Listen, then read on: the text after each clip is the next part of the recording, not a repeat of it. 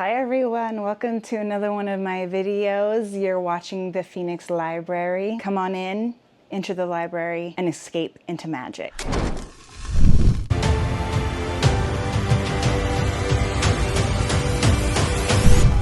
July was super busy for me. I know that there was a little bit of inconsistency where I wasn't posting some, and you know what? I appreciate everybody and their patience while I was working through my competition, which you guys, oh my gosh, that ended up being so great. I took second place in my competition. I was incredibly excited and it was incredible. So I just want to let you guys know that I had July, it was just full of a bunch of crafting and sewing and getting my cosplay done. So even though I didn't post videos for you guys there for a couple of weeks, I was thinking of you. I promise I made a couple vlogs of all of this while I was listening to audiobooks. Stay tuned to my channel for September because a couple of those videos are coming out. And if you're someone who likes to watch people create things, build things, crafting, things like that, and love books, then these vlogs are definitely going to be for you guys and you're not going to want to miss them. So definitely stay tuned.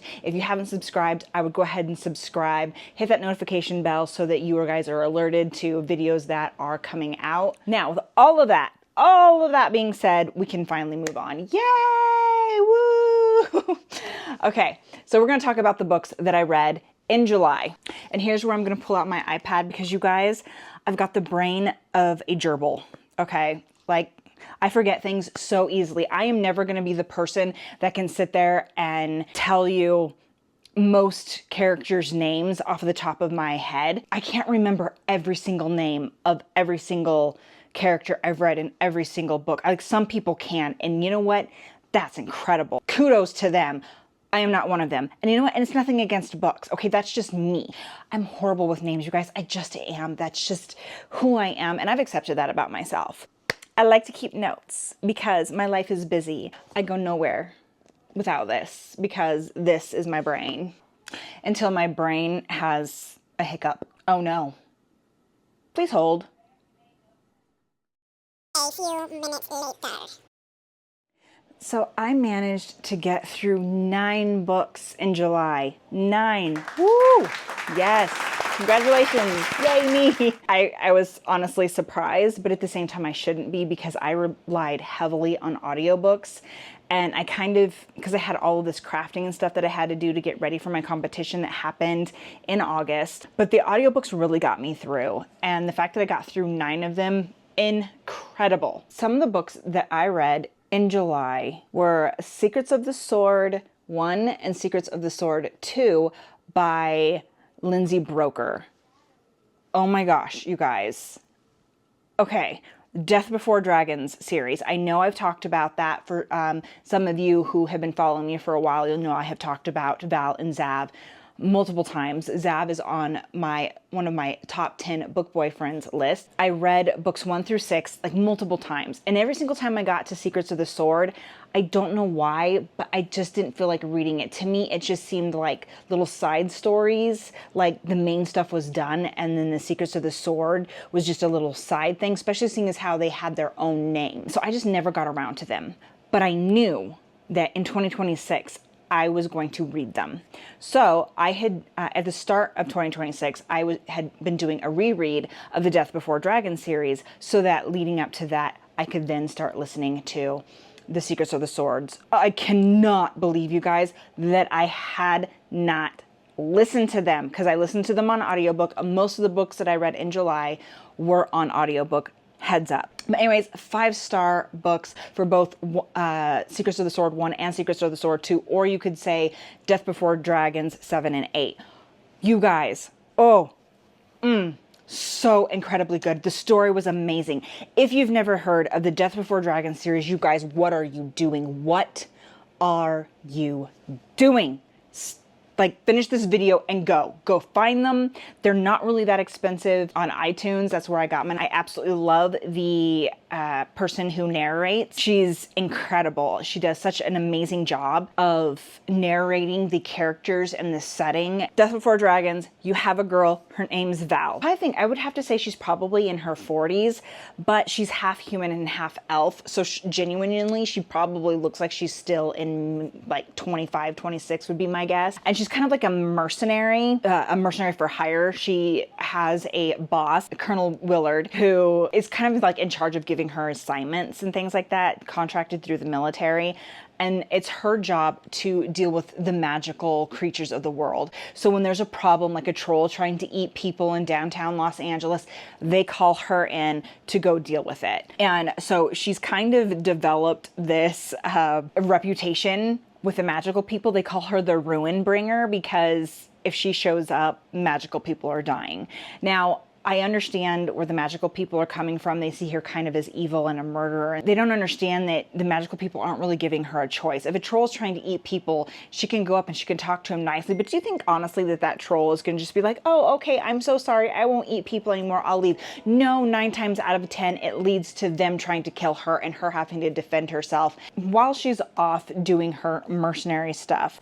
She runs across a dragon. A dragon literally comes to their realm. He is looking for certain criminals that he needs to take back to his world for rehabilitation, as he calls it. They kind of end up crossing paths. She ended up taking out someone that he was supposed to be taking prisoner. And so they have a big old confrontation, and he actually ruins her Jeep, and her insurance. I mean, her insurance wouldn't cover it. Hello, apparently car insurance doesn't cover dragon destruction.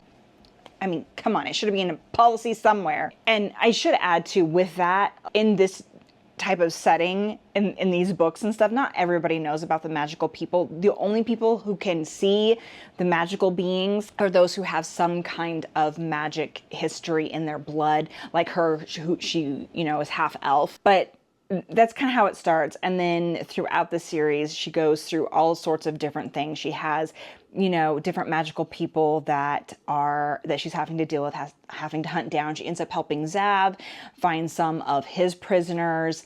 And then this relationship develops between Val and Zav. And it's just, it's heart-stopping, you guys. And then we get to Secrets of the Sword 1, 2, and 3. And those 3 books are seriously a continuation of books 1 through 6. They are not their own side story.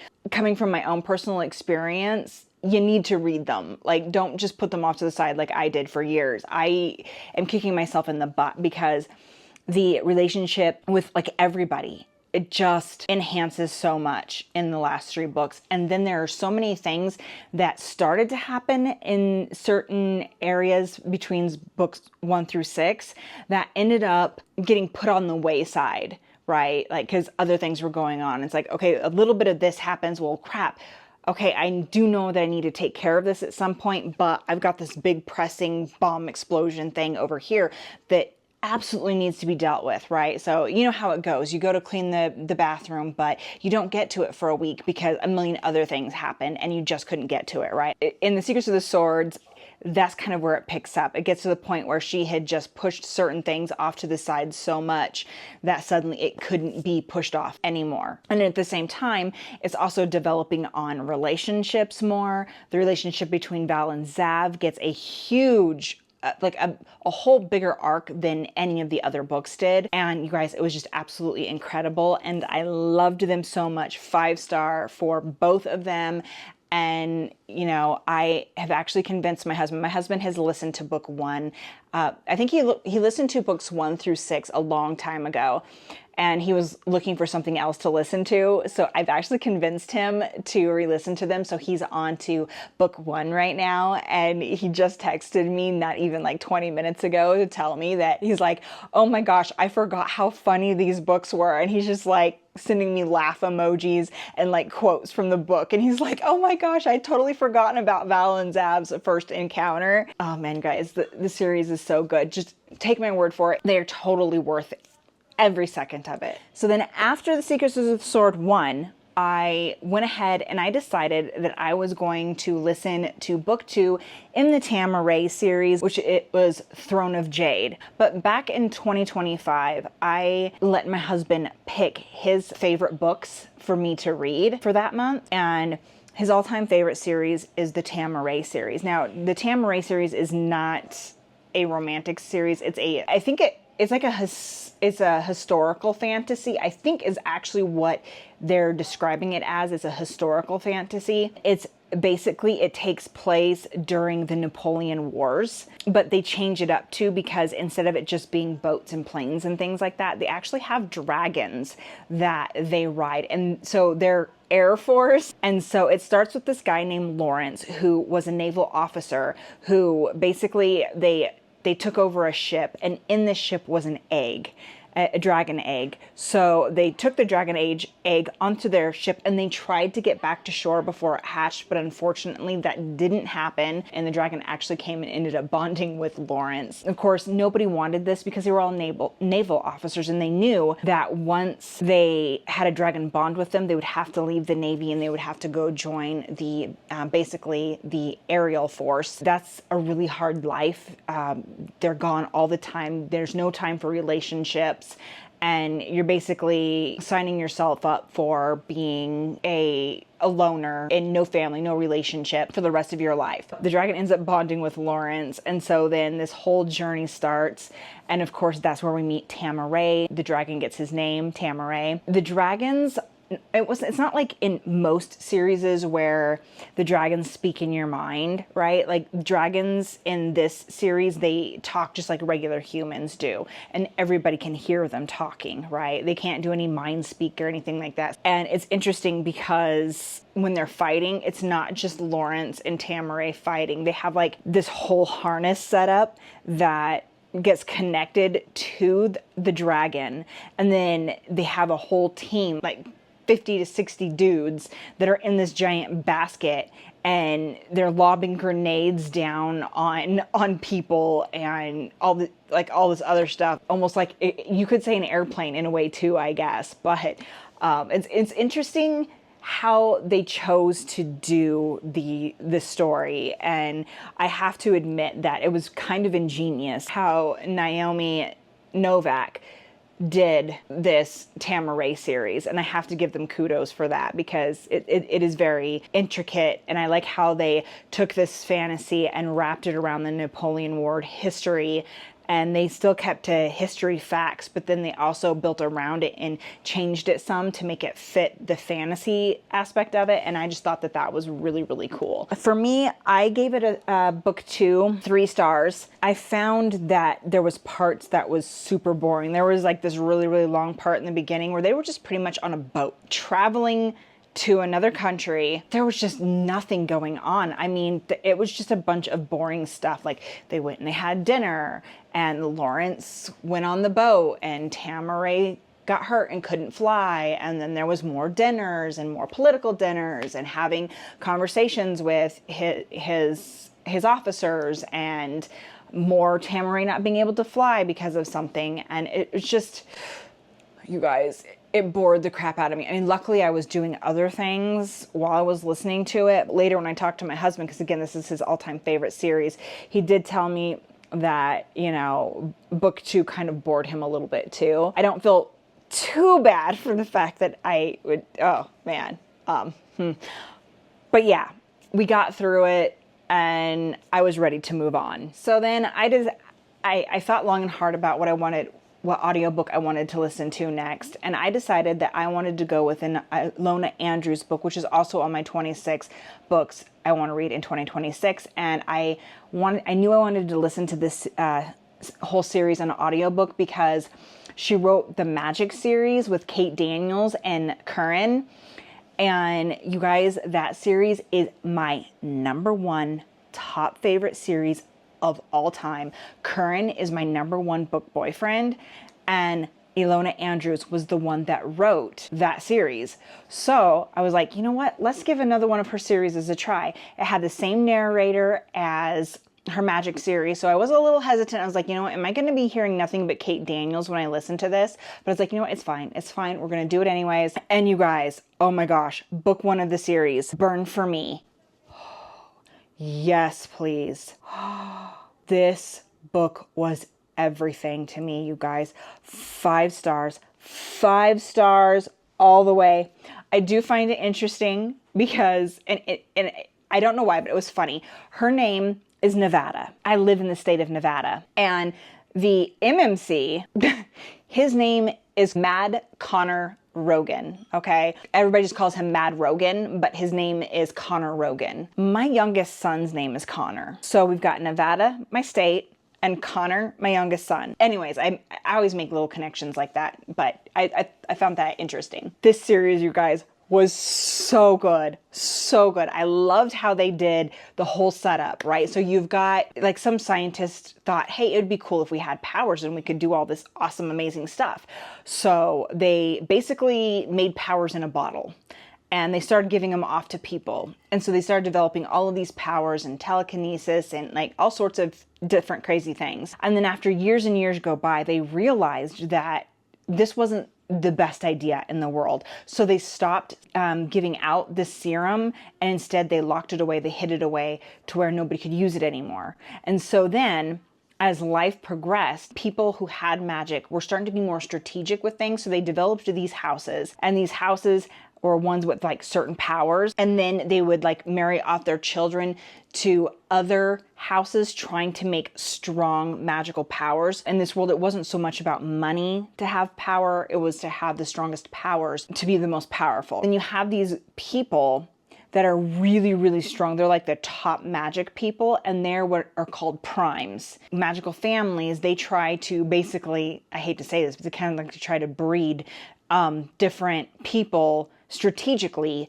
in order to hopefully birth a prime in their family, in their household. Then you've got Nevada, who's just, she has a secret power. She's like a lie detector. It's kind of very specific. She has to ask specific questions and things like that. And so she has this investigative firm with just her family. She's got her mom and her grandma. She's got 2 sisters, and then she's got like a bunch of cousins. They're working through like a bigger firm that kind of just gives them little odd jobs here and there. Some events happen, and then suddenly she gets pulled into the office by this company, and he basically tells her, you are going to go and you're going to investigate this, and you have no say in it. So she has no choice, but she does manage to get some agreements out of him in order to do it. And so then that's how she ends up running across Mad Rogan, and they end up working together.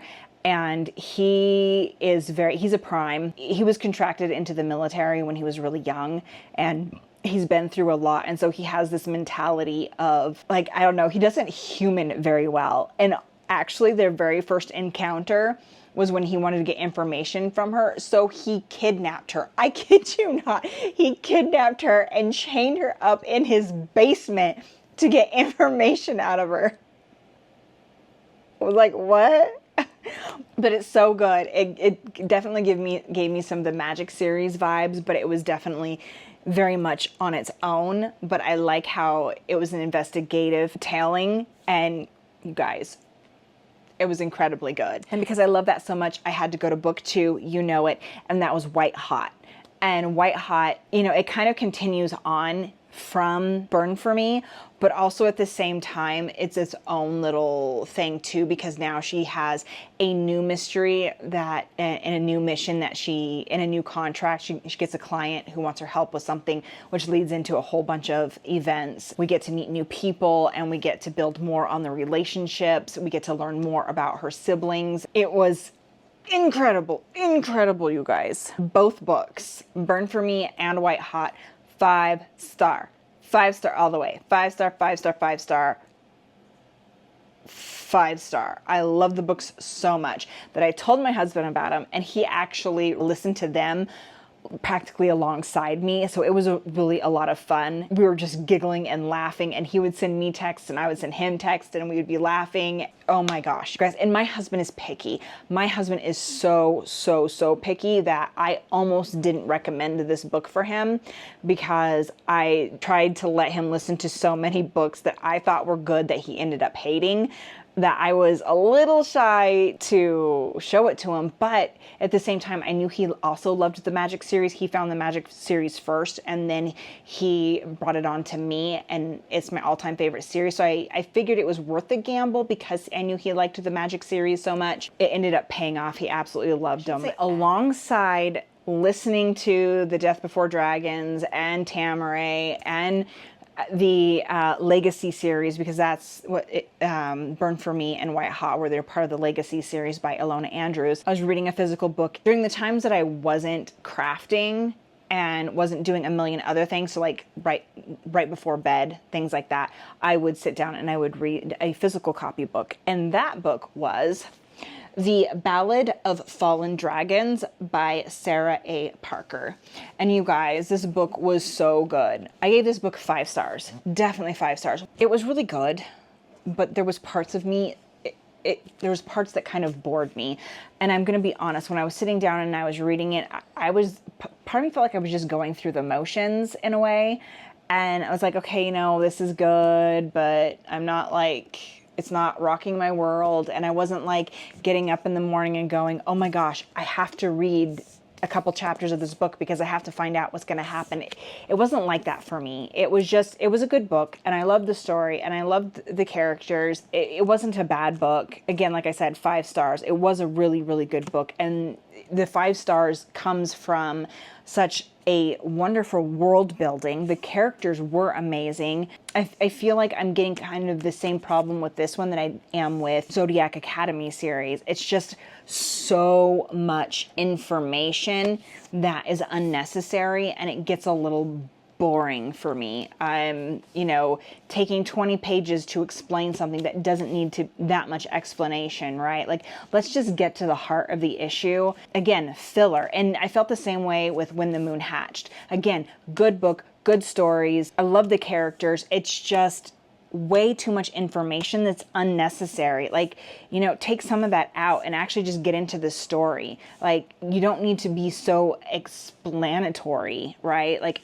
that's kind of how I felt about the series. But again, 5 stars because they were incredible books. I was highly entertained, and the world building, the writing was incredible. I mean, I've heard people joking around about the glossary in these books, and it's true. There's like a whole glossary here.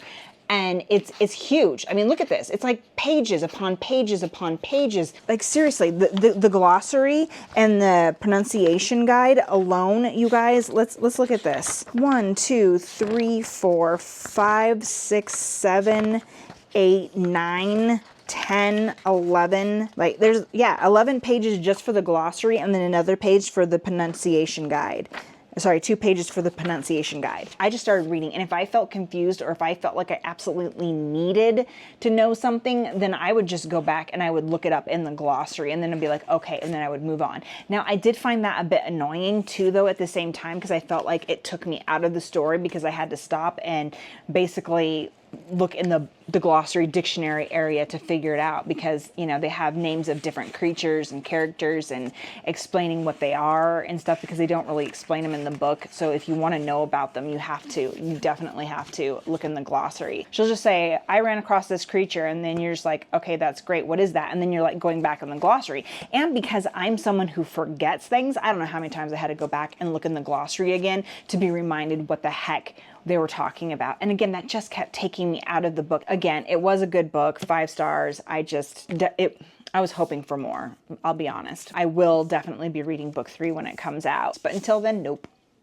I'll just wait for its next glossary to come out and deal with it then. Okay, we're gonna cross that bridge when we get there.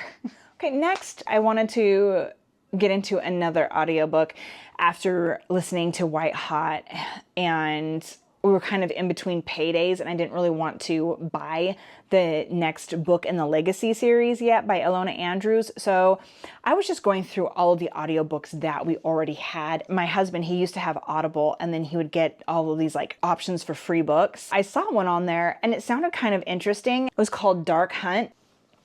3 stars. 3 stars. Not a horrible book. Okay, not horrible. It bugged me. Okay, first off, main character girl. Her first encounter with the MMC of the book was like the worst ever. He shows up.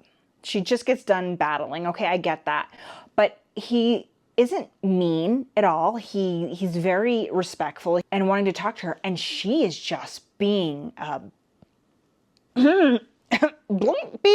There's no reason for it. But in her mind, she's like, oh my gosh, he's a guy and he's mean because he's a guy. And I was getting some sexist vibes in there, and I'm sorry, that was pissing me off, because you know what? If you want a dude to respect you, you need to respect him, and vice versa. Okay, ladies, you want a man to respect you, you kind of need to respect them back. Okay, like, come on, common sense, right? Wow, I just went off there. She was being so mean to him, and it wasn't even necessary. And she was thinking that like he was being mean to her. I'm just like, where are you getting this from? I wouldn't even call this an enemies to a lovers. I mean, I think that was where the author was trying to go with this book, trying to make it an enemies to lovers. But it was just like, I despise you, then, ooh, I want you. Like, instantly, there was no in between. There was no buildup. There was no, how did things change? It just went, oh, I want you, right? Like, huh? You hated him 2 seconds ago and you didn't even know him. Their relationship really felt flat. I didn't feel any chemistry between the two of them. But you just got this whole story where this girl, she is basically, she's like a demon hunter. She kind of reminds me of Val, but only in the sense that she hunts down magical creatures. So if there's vampires that need to be taken care of, or demons or ghosts or whatever, right? She's got her own investigative services where she investigates certain crimes that are of the magical variety. She is like half human, half angel. And like they have a whole name for them and everything, but she ends up not getting to be a part of that. I don't know what you want to call it, community or whatever, because her parents died, and she felt that there was something off about that and nobody wanted to investigate. And so she basically said, screw you, I'm out of here. And she just kind of goes rogue on her own. A series of events happen. These women start coming up dead. And so that's where the MMC comes in, and he's like, hey, our people want to hire you to get to the bottom of this mystery of what's going on. At first she's not going to do it, but then she gets offered a lot of money. And so she's like, okay, you know what? I'll do it. I need the money. And so she has a little sidekick, which is a Siamese cat. He's like a demon, but yet he's like in the form of a Siamese cat, so he's kind of harmless, and he kind of helps her and keeps an eye out on her. The story just fell flat, you guys. The mystery was like super easy to solve. Like I had it solved instantly. She made a lot of really dumb decisions, and I wasn't a huge fan of that.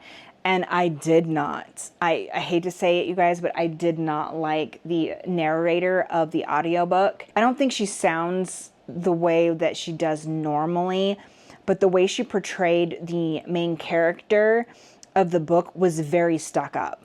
Like, she talked like this, like, all the time, and she made the main character talk like this, like, all the time, and it was like, oh my god this, and like, oh my god that, and oh my god, Becky, look at his butt.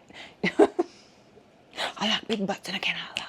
All you mother butts can't deny. Okay, anyways, when I was listening to this audiobook, I kept waiting for the main character to go pick on some poor innocent child and give his head a swirly or something, or shove him in a locker or something. Like, it just gave very much bully trope vibes, and I could not resonate with the main character at all. Like, I did not like her from the get-go, and I think some of that was because of how the narrator portrayed her character when she was talking for her, right? And of course, there's some of her actions and hating people that she never met, didn't know. It was,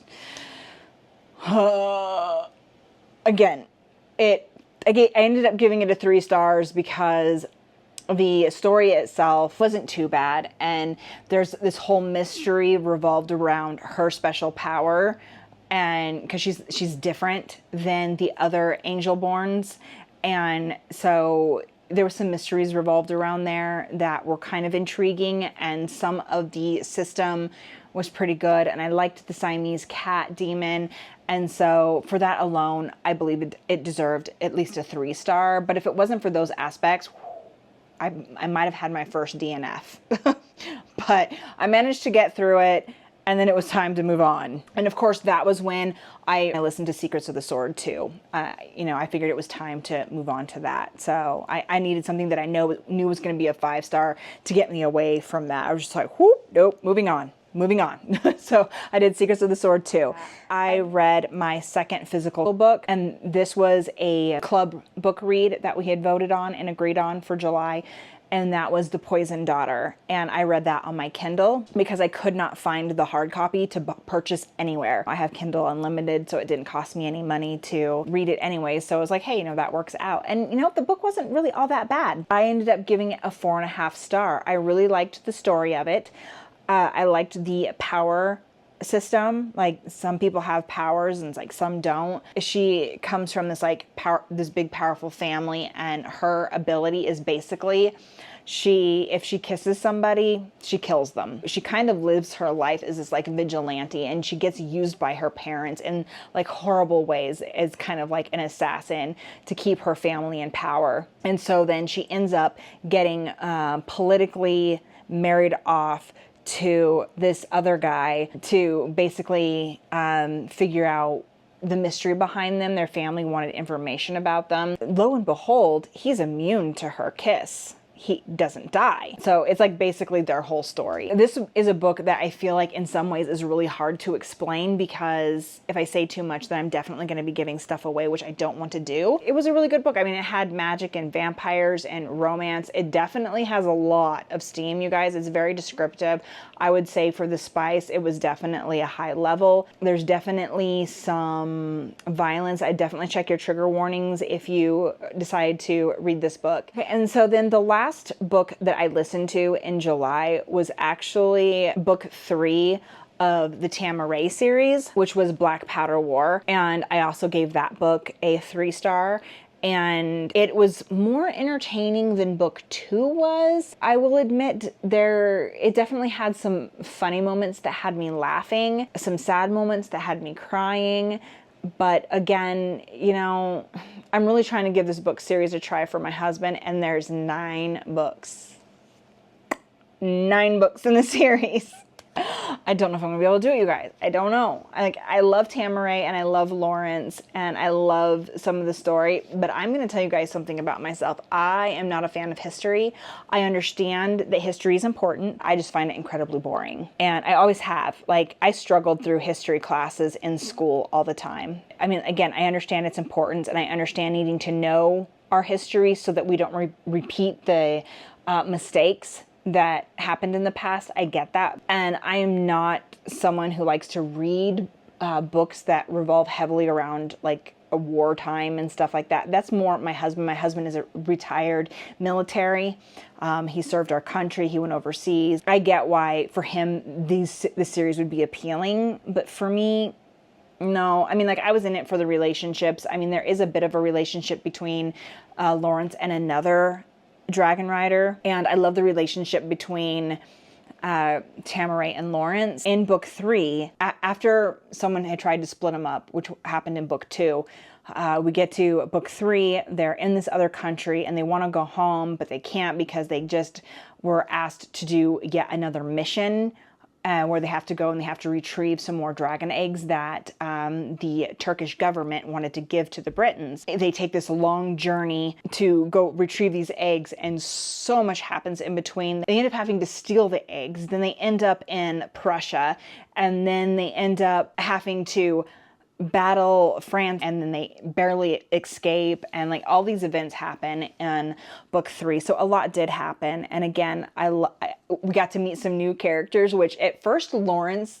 and myself did not like, and I did not trust this guy. I was like, what does this guy want? He's fishy. His story is fishy. He keeps disappearing and then reappearing. So I was in total agreement with Lawrence that this guy was just, there's something about him that, but then by the end of it, he ended up being one of my favorite characters. And so I thought that was quite interesting. I'm not going to say names because I don't want to give anything away if someone decides they do want to give it a try. But if you like dragons and you like history and you like fantasy, it's definitely a history fantasy series. Again, 3 stars.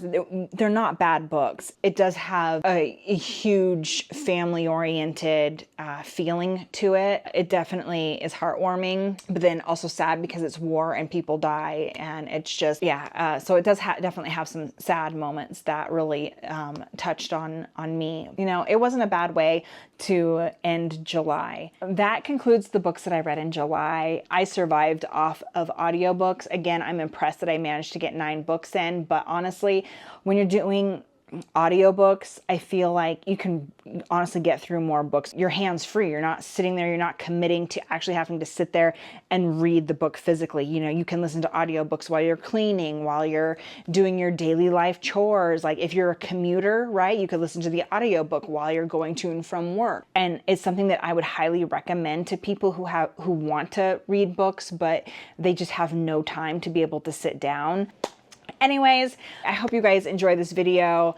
I know it was kind of long. This is like the first video I've sat down and talked to you guys with in weeks, okay? My last video I had pre-recorded and I just got so busy I didn't have a chance to edit it or put it up for you guys. I might have got a little chatty in this video, but you know what? I've missed talking with you guys so much. If you stuck around through this entire video and all of my rambling and all of my chit-chatting and stuff, you guys you're amazing and I appreciate it, and thank you so much. I hope everybody has a fantastic rest of their week and August. Here it is, we're already past the middle of August and I got a little boy that's got a birthday coming up soon. Man, I feel like this year is going by so fast. But yeah, I will see you guys in my next video. Bye.